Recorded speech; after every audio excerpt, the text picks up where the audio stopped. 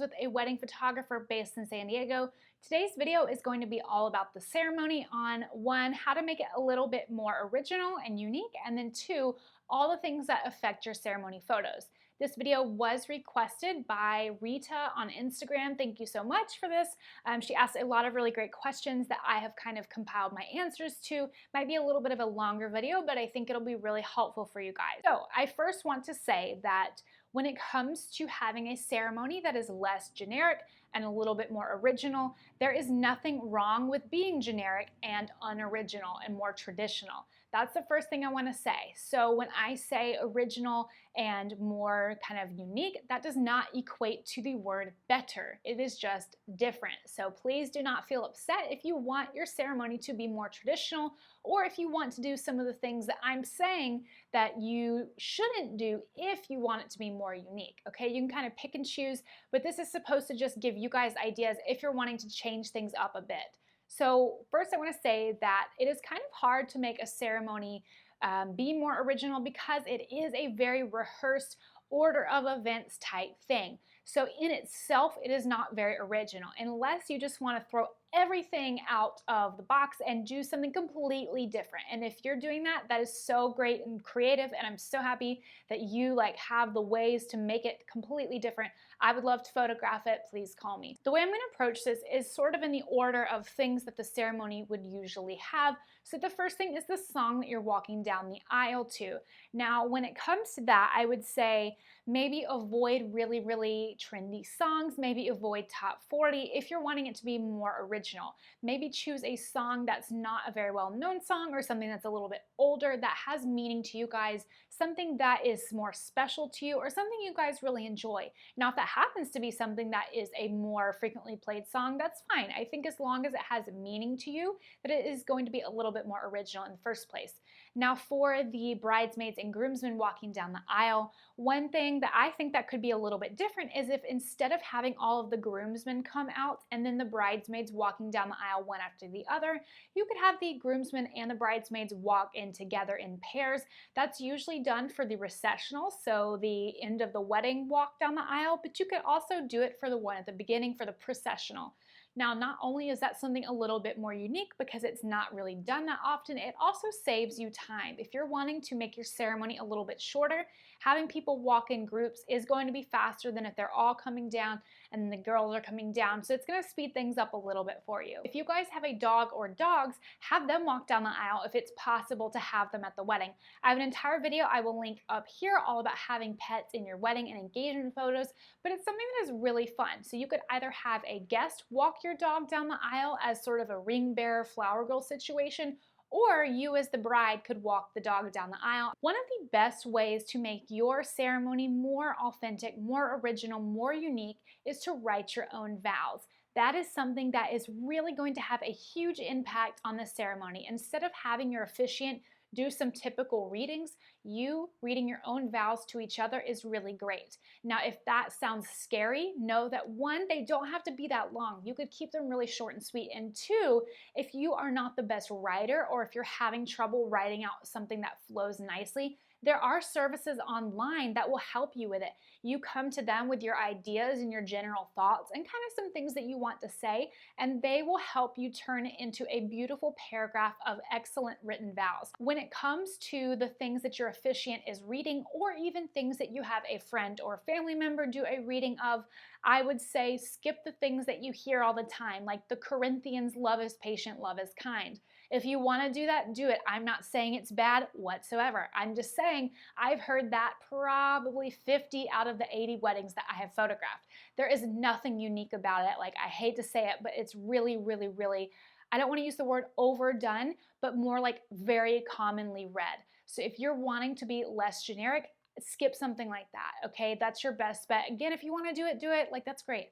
But I would say have them read something that's meaningful to you, whether it's a book you and your spouse love, or even a quote from a song that you guys really enjoy. It can be all sorts of things. It doesn't have to be a religious-based text if you're having a religious ceremony. It doesn't have to be from something like you Googled best things to read during a wedding ceremony. Usually that kind of an article is going to give you things that are very commonly done. So I would say skip that sort of thing and just think outside the box. It's okay to do something that is from some random book or some random article or random song that nobody's even ever heard of, as long as it has a meaning and feels special and true to who you are, that is going to be very unique. Another thing that I see at ceremonies is the unity candle or the unity sand, essentially where you guys are both like lighting a big candle with your individual candles, or you're both pouring your own colors sand, and like, I don't even know, I don't watch them that closely, I just photograph them. So if you're wanting to do some sort of a unity item, but you don't want it to be too, I don't know, common or something that's been done, think about what you guys do or what you love, like what your hobbies are, what your professions are. Maybe you guys are both bakers professionally or just at home. So maybe you guys have baked a cupcake and you both can ice it and then take a bite out of it. That'd be really cute. I would love that, and I think people would think it's really fun.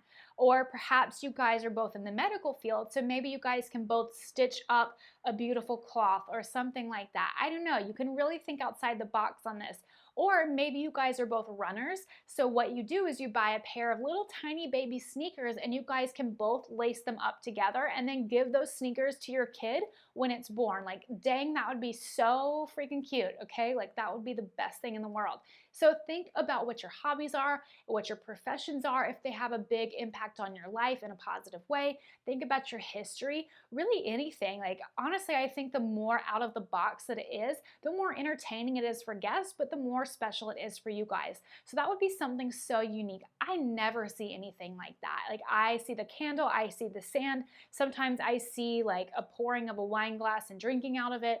I think maybe I saw like a painting one time, which was kind of cool, but I have never seen really anything other than that the couple did as a unity type item. That is pretty much all I have to say on making your ceremony more unique.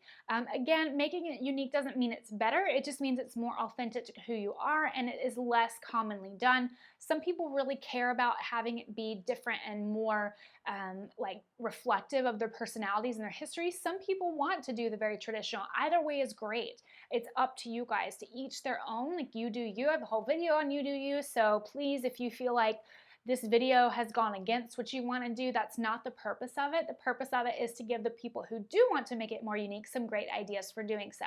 So this next section is going to be all about the things that affect your ceremony photos. This was another kind of question that was asked by Rita, who suggested this video. And the first thing that she kind of brought up were photographers who are really distracting during ceremonies, like maybe they're laying on the ground, they're running around, they're really close to the couple. What I want to say about that is not inherently a bad thing. I know photographers who shoot like that, who get the most cool, amazing, like, oh, just super intimate photos, and that is so beautiful. But the couples know that when they book the photographer. It's not like a surprise. They're okay with that, and they don't mind the distraction, or perhaps that's not going to distract them at all.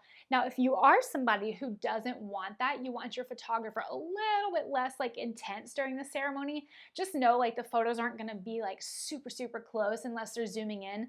But it's something to keep in mind. So again, that's not a bad thing. It's really about preference. So the way that you can find out how your photographer works is, one, look at their portfolio. Do their ceremony photos look like they're up in the couple's face the whole time?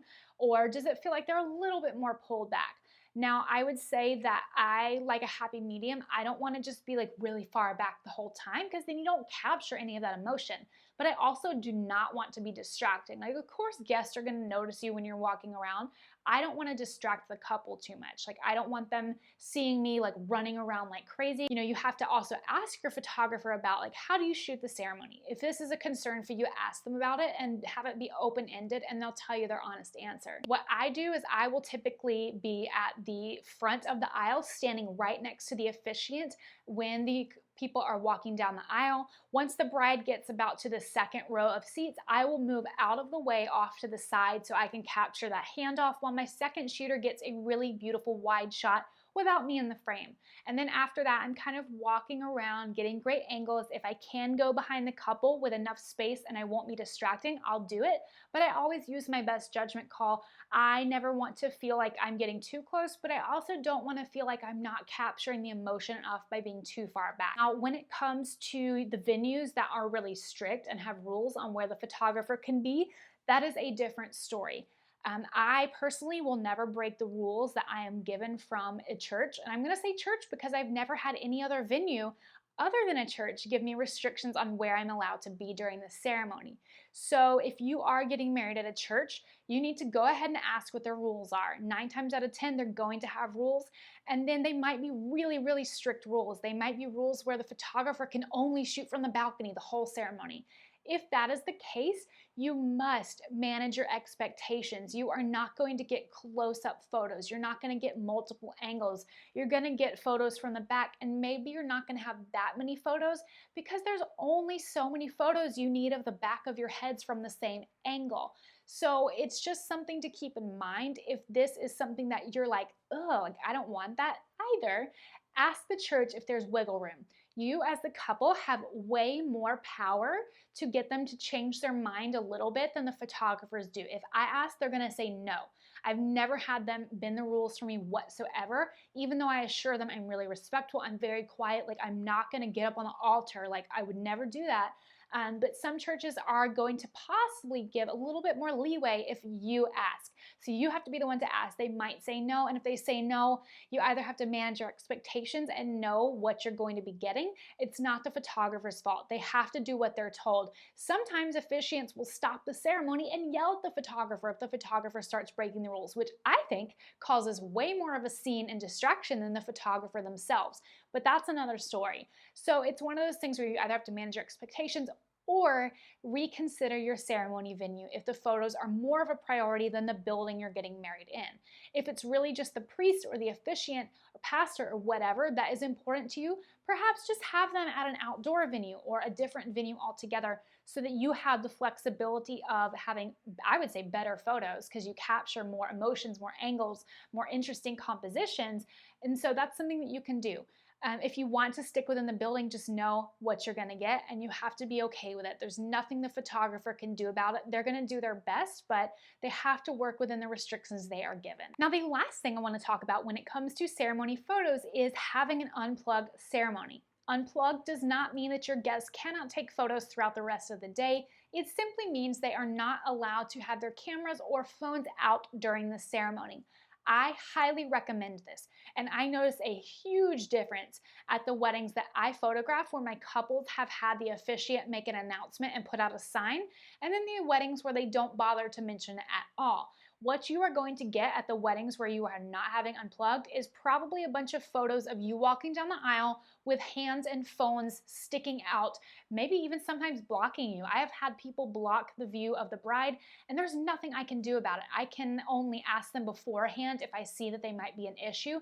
Hey, please, can you try not to stick your arm out into the aisle? Just keep it within the aisle. But there's nothing I can do. So I had to photograph what happens if you have an unplugged ceremony. I don't have to see those and you don't have to see them in your photos. I think it's very distracting and it feels very disconnected to see a bunch of people staring through their screens watching you instead of watching you directly with their own eyes. I think it looks so much cleaner and more beautiful and your guests look more present, and they are more present when they have not been allowed to have their phones and cameras or iPads out during the ceremony. So if you are one of those people who's like, well, I don't want to completely ask my guests not to have their photos, what you can do is this great solution. There's solutions to everything.